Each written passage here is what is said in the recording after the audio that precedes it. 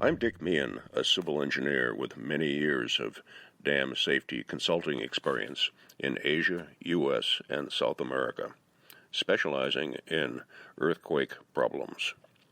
In this short video, I'm going to go to Sumatra, Indonesia. This is a small village in Indonesia today. It's located in the Dairi Regency of Sumatra, near the town of Parangil, in the Sopo Komil Valley. Next, we see that same area a few years from now. The Dairi Prima Mineral Company, DPM, plans to build a tailings waste disposal project near and above that village. The company is trying to get government approval to do this right now. In this short video, I'm going to look at the safety of this proposed tailings dam. Now, just to show you what can happen when a tailings dam fails, I want to show you this video of a failure that occurred last year in January 2019 in Brazil. It killed about 270 people in that community below the dam. The dam had been okay for a few years with dry weather, but when they had a rainy year in 2018, the tailings mud got soft and weak and unstable. You can see in these three pictures I'm showing you what happened. One day, about lunchtime, the dam suddenly failed. The dam failed spontaneously without any earthquake. So wet weather is the enemy of tailings dam safety. In Sumatra, it rains much more, and you don't have dry summers there like they do in Brazil. So in Sumatra, the tailings will never dry and will be less stable. But I'm not going to go into detail on that subject of the danger of rains and floods here, because that has already been analyzed by another expert, Dr. Emmerman, in his report, which concludes that the estimates of flooding that were done by the DPM company to design this dam are not correct and do not meet international standards. And I agree with that report. My interest is in earthquake safety, and I'm showing you here a map of Sumatra with its many earthquakes, and the location of the DPM project is at the black spot. Now, there are a lot of ways that an earthquake can make a tailings dam fail, but the biggest and most dangerous is the one I'm showing here, where the shaking causes the wall of the dam to collapse, and the failure causes a mud wave to flow down like at Brazil.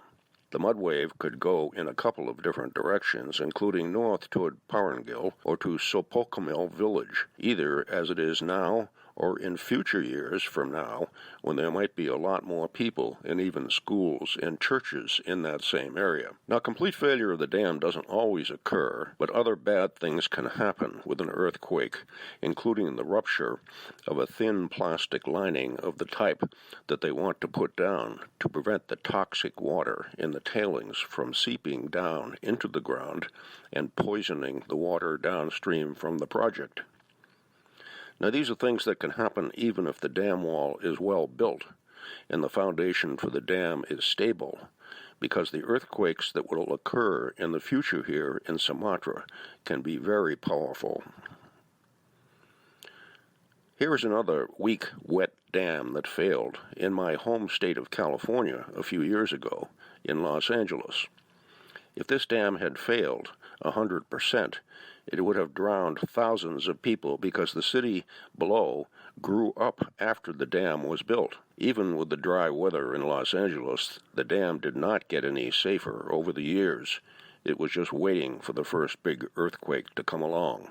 All of these examples are for dams that had stable foundations. But suppose the foundation is not stable, as at Sopo Komil. Well, we know the foundation is not stable at Sopo Komil because the environmental impact report prepared by DPM, although it keeps most of the information about the foundation conditions secret, admits that the foundation is a soft volcanic ash. The yellow color on this map shows that area of volcanic ash. DPM doesn't even know how deep it is, and you can see that the dam will be built on top of it. So even if the dam itself is well built, the foundation is not good you can get a failure like this one that occurred at the Mount Polley Dam in Canada just a couple of years back. This occurred even without an earthquake. But a tailings dam built in earthquake areas needs a good foundation, a bedrock foundation.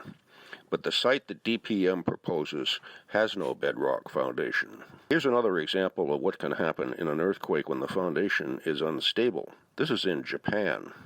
These buildings didn't break up, they just fell over and sank into the unstable ground during the earthquake.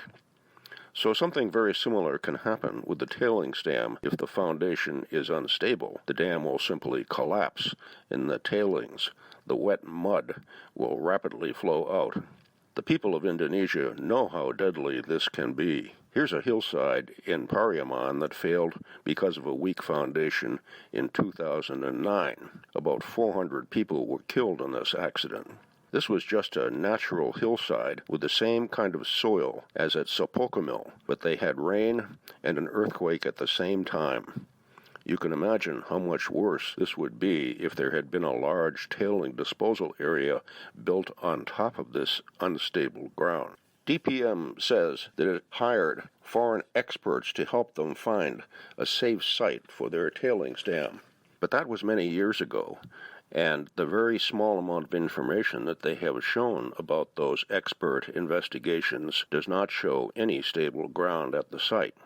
International standards require that the owner of hazardous waste disposal facilities must have expert engineers who review their plans and assure that they will be safe.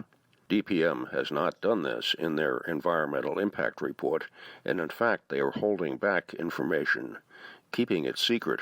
Their proposed tailings dam would remain for years and decades and even centuries. Its safety would not get better. Powerful earthquakes are sure to continue in this part of Sumatra. I believe that this is not a safe project, and if built, will have a serious failure sometime in the future.